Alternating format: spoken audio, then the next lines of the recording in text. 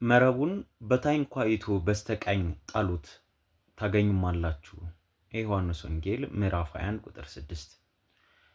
የታንኳይቱ ቀኝ የበረከት አቅጣጫ ነው።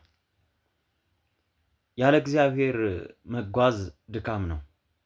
በእግዚአብሔር ቃል የሚደረግ ትንሽ ስራ ብዙ ፍሬ ያፈራል።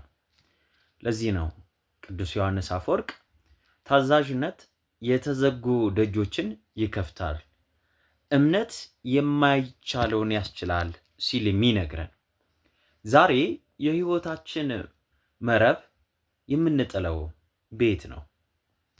በቁጣ ወይስ በፍቅር? በትዕቢት ወይስ በትህትና? በራሳችን ፍቃድ ወይስ በእግዚአብሔር ፈቃድ? ወንድሞቼ እህቶቼ፣ ውድ ኦርቶዶክሳውያን ምዕመናንና ምዕመናት ሁላችሁም የእግዚአብሔር ልጆች፣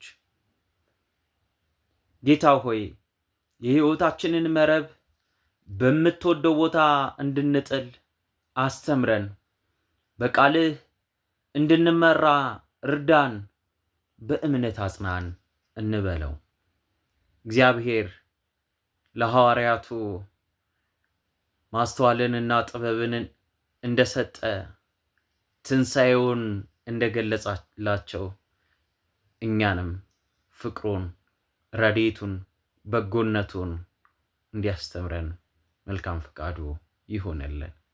ቸሩ መድኃኔዓለም በቤታችን በቀያችን ከእናቱ ከድንግል ማርያም ጋር ይገኝልን። ይቆየን። መልካም ሰንበት።